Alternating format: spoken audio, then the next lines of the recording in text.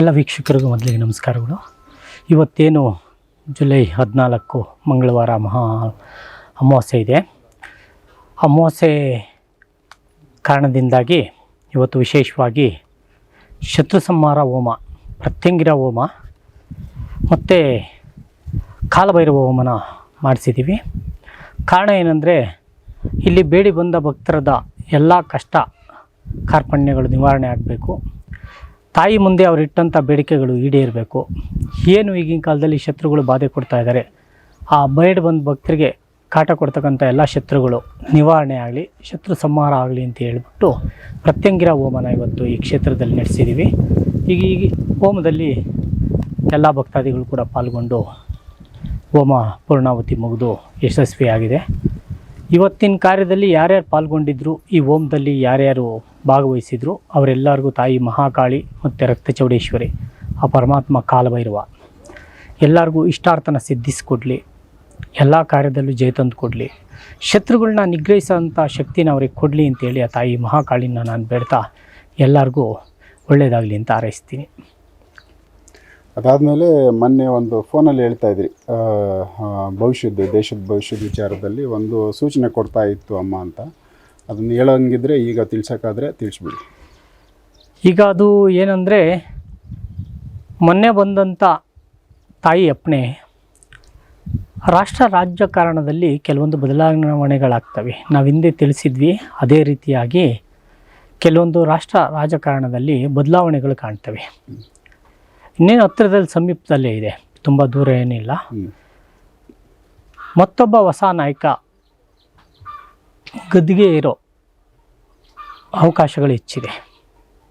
So ಅದು ರಾಜ್ಯದಲ್ಲ ರಾಷ್ಟ್ರದಲ್ಲಿ ನಾವು ಹಿಂದೆ ಹೇಳಿದ್ವಿ ಅರವಿಂದ್ ಸರ್, ನಾನು ಬೇರೆ ಬೇರೆ ವಾಹಿನಿಗಳಲ್ಲಿ ತಿಳಿಸಿದ್ದೆ. 2023 ಕರ್ನಾಟಕ ರಾಜ್ಯದ MLA ಎಲೆಕ್ಷನ್ಗಿಂತ ಪೂರ್ವವಾಗಿ ತಿಳಿಸಿದ್ದೆ. ರಾಜ್ಯದಲ್ಲಿ ಈ ವರ್ಷ ಕಾಂಗ್ರೆಸ್ ಸರ್ಕಾರ ಅಧಿಕಾರಕ್ಕೆ ಬರುತ್ತೆ. ಕಾಂಗ್ರೆಸ್ ಸರ್ಕಾರ ಅಧಿಕಾರಕ್ಕೆ ಬಂದರೂ ಕೂಡ ಈ ಸಲ ನಾವು ಇಬ್ಬರು ಮುಖ್ಯಮಂತ್ರಿಗಳನ್ನ ಕಾಣ್ತೀವಿ ಅಂತ ಹೇಳಿದ್ವಿ.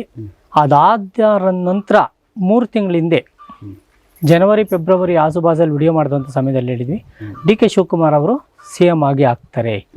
ಇಡೀ ಕರ್ನಾಟಕದಲ್ಲಿ, ಇಡೀ ರಾಜ್ಯದಲ್ಲಿ ಯಾರೂ ಕೂಡ ಇದನ್ನು ಹೇಳಿರಲಿಲ್ಲ. ಅದಾದ ನಂತರ ಅಪೋಹಗಳು ಬಂದ ನಂತರ ಎಲ್ಲ ಹೇಳಿದರು. ಆದರೆ 23 ಎಲೆಕ್ಷನ್ಗಿಂತ ಪೂರ್ವದಲ್ಲೇ ತಿಳಿಸಿದ್ದು ನಾವೊಬ್ಬರೇ. ಅದನ್ನು ತುಂಬ ಜನ ಟೀಕೆ ಕೂಡ ಮಾಡಿದ್ರು, ಆಗಲಿಲ್ಲ, ಇನ್ನೂ ಆಗಲಿಲ್ಲ ಅಂತ. ಅದು ನಾವು ಕಾಲ ತಿಳಿಸಿದ್ವಿ, 2.5 3 ವರ್ಷ ಅಂತ. 3 ವರ್ಷ ತುಂಬುತ್ತಿದ್ದಂಗೆ ಅವ್ರ ಅಧಿಕಾರ ವಹಿಸ್ಕೊಂಡ್ರು. ಅದೇ ರೀತಿಯಾಗಿ ಈಗ ರಾಷ್ಟ್ರ ರಾಜಕಾರಣದಲ್ಲಿ ಕೆಲವೊಂದು ಬದಲಾವಣೆಗಳಾಗ್ತವೆ, ಕೆಲವೊಂದು ನಾಯಕರುಗಳು ಬದಲಾವಣೆ ಆಗ್ತಾರೆ. ಅಂದರೆ ಈಗಿರೋ ಅಧಿಕಾರ ಕಿತ್ಕೊಂತಾರೆ ಅಂತಲ್ಲ, ಈಗಿರೋ ಅಧಿಕಾರ ಇದ್ದರೂ ಕೂಡ ಹೊಸ ವ್ಯಕ್ತಿ ಹೊಸ ಪದವಿನ ಏರ್ತಾರೆ. ಮತ್ತೊಬ್ಬ ಪ್ರಭಾವಿ ನಾಯಕ ಅಂತ ನನ್ನ ಗುರುಗಳಪ್ಪಣೆ, ಅದೇ ರೀತಿಯಾಗಿ ತಾಯಿ ಮಹಾಕಾಳಿಯ ಸೂಚನೆ ಆಗಿದೆ. ಓಕೆ, ಅಂದರೆ ಈಗೇನು ಮೋದಿ ಇದ್ದಾರೆ, ಸೊ ಅವರು ಅಪೋಸಿಷನಲ್ಲಿ ಇರ್ತಾರಾ?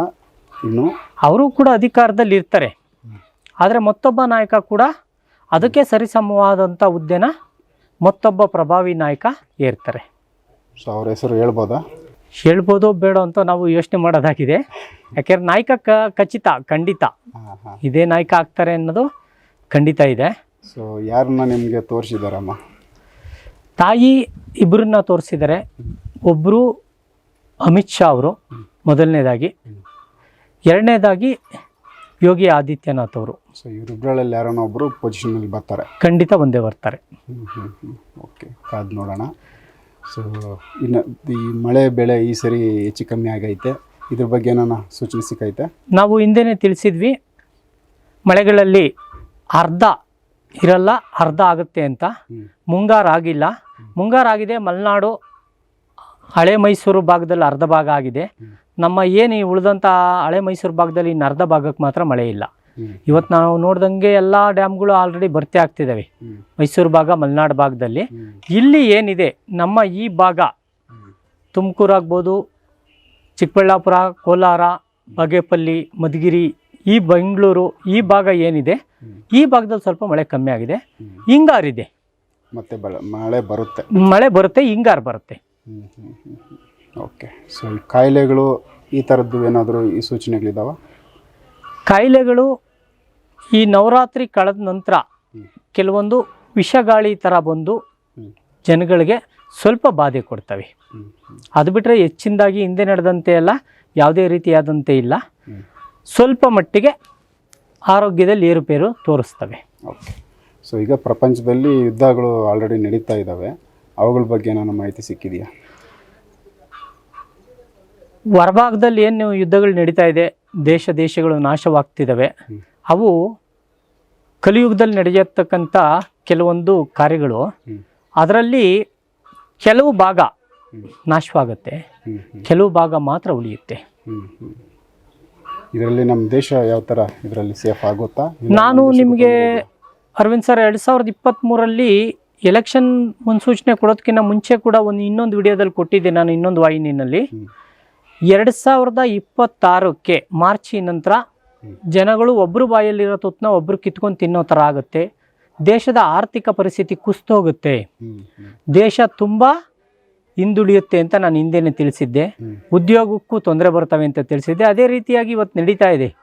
ಆಲ್ರೆಡಿ ಯುದ್ಧ ಸ್ಟಾರ್ಟ್ ಆಯಿತು. ಯುದ್ಧ ಸ್ಟಾರ್ಟ್ ಆಗ್ತಿದ್ದಂಗೆ ಆಹಾರ ಪದಾರ್ಥಗಳ ಕೊರತೆ ಆಯಿತು, ಗ್ಯಾಸಿಗೆ ಕೊರತೆ ಆಯಿತು, ಪ್ರತಿಯೊಂದು ಆಯಿತು. ಅದೇ ರೀತಿಯಾಗಿ ಇವಾಗ ಆರ್ಥಿಕ ಪರಿಸ್ಥಿತಿ ಕುಸಿತಿದೆ, ಆಲ್ರೆಡಿ ಕುಸಿದ್ಬಿಟ್ಟಿದೆ. ನಾವಿದನ್ನೇನು ಇವತ್ತು ತಿಳಿಸ್ತಾ ಇರೋದಲ್ಲ, 2023 ಮಾರ್ಚ್ ಏಪ್ರಿಲಲ್ಲೇ ತಿಳಿಸಿದ ವಿಚಾರ. 2026 ಭಾರತ ದೇಶದ ಆರ್ಥಿಕ ಪರಿಸ್ಥಿತಿ ಕುಸಿದೋಗುತ್ತೆ. ಮತ್ತೆ ಆರ್ಥಿಕ ಪರಿಸ್ಥಿತಿ ಮೇಲೆ ಹೇಳ್ಬೇಕಂದ್ರೆ 2034 ಇಸ್ವಿ ಬರಬೇಕು. ಅಲ್ಲಿವರೆಗೂ ಜನಗಳು ತುಂಬ ಕಷ್ಟನ ಎದುರಿಸ್ಬೇಕಾಗುತ್ತೆ ಅಂತ ಹಿಂದೆನೇ ತಿಳಿಸಿದ್ವಿ. ಅದೇ ರೀತಿಯಾಗಿ ನಡೀತಾ ಇದೆ ಇವತ್ತು. ಅಂದರೆ 34ರಿಂದ ಸುಭಿಕ್ಷವಾಗಿರುತ್ತೆ ದೇಶ ಅಂತ ಹಿಂದೆ ತಿಳಿಸಿದ್ದೀವಿ ಅರವಿಂದ್ ಸರ್. ದಕ್ಷಿಣ ಭಾರತದಿಂದ ರಾಷ್ಟ್ರ ರಾಜಕಾರಣಕ್ಕೆ ಹೊಸ ನಾಯಕ ಬರ್ತಾನೆ. ಹೊಸ ನಾಯಕನಿಂದ ಈ ದೇಶ ಸುವರ್ಣಾಕ್ಷರಗಳಲ್ಲಿ ಬರೆದಿಡುವಂಥ ಸಮಯ ಬರುತ್ತೆ. ಅವತ್ತು ದೇಶ ಸುಭಿಕ್ಷವಾಗಿರುತ್ತೆ. ದಕ್ಷಿಣ ಭಾರತದಿಂದನೇ ಬರ್ತಾನೆ ವ್ಯಕ್ತಿ, ಮಹಾಶಿವಭಕ್ತ. ದೇಶನ ಮುನ್ನಡೆಸುವಂಥ ಶಕ್ತಿ ಆ ವ್ಯಕ್ತಿಗಿದೆ ಅಂತ ನಾವು ಹಿಂದೆನೇ 2023 ತಿಳಿಸಿದ್ವಿ. ಮೊನ್ನೆ ಎಲೆಕ್ಷನ್ಗೆ ಪೂರ್ವನೂ ತಿಳಿಸಿದ್ವಿ. ಅದೇ ರೀತಿಯಾಗಿ ಈಗಲೂ ಕೂಡ ತಿಳಿಸ್ತಾ ಇದ್ದೀವಿ. ದಕ್ಷಿಣ ಭಾರತದಿಂದ ತಮಿಳುನಾಡು ಆಗ್ಬೋದು, ಕರ್ನಾಟಕ ಆಗ್ಬೋದು, ಈ ಎರಡು ಭಾಗದಿಂದ ಮಹಾನಾಯಕ ಒಬ್ಬ ಹುಟ್ಟಿದಾನೆ. ಆ ಶಿವಭಕ್ತ, ಮಹಾನ್ ಶಿವಭಕ್ತ. ಆ ವ್ಯಕ್ತಿ ನಮ್ಮ ದೇಶನ ಮುನ್ನಡೆಸುವಂಥ ಶಕ್ತಿ ಆ ಪರಮಶಿವ ಕೊಟ್ಟಿದ್ದಾನೆ. ಆ ಕಾಲಭೈರವ, ಆ ರಾಜರಾಜೇಶ್ವರ ಅವರ ಅಧಿಕಾರಕ್ಕೆ ಬಂದ ನಂತರ ದೇಶ ಸುಭಿಕ್ಷವಾಗಿರುತ್ತೆ. ಕೆಲವರು ಕಾಲಜ್ಞಾನಿಗಳು ಹೇಳ್ತಾರೆ 2000 ನೀವು ಹೇಳಿದ ಇಸ್ವಿ 34ರಿಂದ ಚೆನ್ನಾಗಾಗುತ್ತೆ ಅಂತ.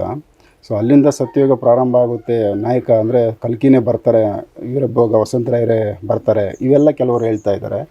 ಸೊ ಅದಕ್ಕೇನು ಹೇಳ್ತೀರಾ ನೀವು? ರೂಪ ಯಾವುದರಿಂದಾದರೂ ಬರ್ಬೋದು, ಯಾವ ಭಾಗದಿಂದಾದರೂ ಬರ್ಬೋದು. ನಾನು ತಿಳಿಸಿದಂತೆ ತಮಿಳುನಾಡು ಇಲ್ಲ ಕರ್ನಾಟಕದಿಂದನೇ ಬರೋದು, ಬೇರೆ ಎಲ್ಲಿಂದನೂ ಇಲ್ಲ. ದಕ್ಷಿಣ ಭಾರತದಿಂದ ತಮಿಳುನಾಡು ಇಲ್ಲ ಕರ್ನಾಟಕದಿಂದನೇ ಬರೋದು. ಆ ವ್ಯಕ್ತಿ ಮಹಾನ್ ಶಿವಭಕ್ತನಾಗಿರ್ತಾನೆ. ದೇಶನ ಮುನ್ನಡೆಸುವಂಥ ಶಕ್ತಿ ಆ ವ್ಯಕ್ತಿಗೆ ಮಾತ್ರ ಇರುತ್ತೆ. 2034 ಆ ವ್ಯಕ್ತಿಯಿಂದನೇ ದೇಶ ಮುನ್ನಡೆಯೋದು. ಸೂಪರ್. ಓಕೆ. ಇನ್ನೇನಾದರೂ ಬೇರೆ ಸೂಚನೆ ಇದೆಯಾ? ಸೂಚನೆ ಅಂದರೆ ಇನ್ನೇನಿಲ್ಲ. ಆರ್ಥಿಕ ಪರಿಸ್ಥಿತಿ ತುಂಬ ಹದಗೆಟ್ಟಿದೆ. ಜನಗಳು, ರೈತರು ಮಳೆ ಬೆಳೆ ಕಮ್ಮಿ ಇರೋದ್ರಿಂದ ದವಸ ಧಾನ್ಯಗಳನ್ನ ಕೂಡಿಟ್ಕೊಂಡು ಮಿತವಾಗಿ ಬಳಸಬೇಕು. ಜನಗಳು ಅಷ್ಟೇ ಖರ್ಚನ್ನು ಕಮ್ಮಿ ಮಾಡಿ ಆದಷ್ಟು ಮುಂದಿನ ದಿನಗಳಿಗೆ ಅದನ್ನು ಕೂಡಿಟ್ರೆ ತುಂಬ ಒಳ್ಳೆಯದಾಗತ್ತೆ. ಓಕೆ. ನಮಸ್ತೆ ವೀಕ್ಷಕ.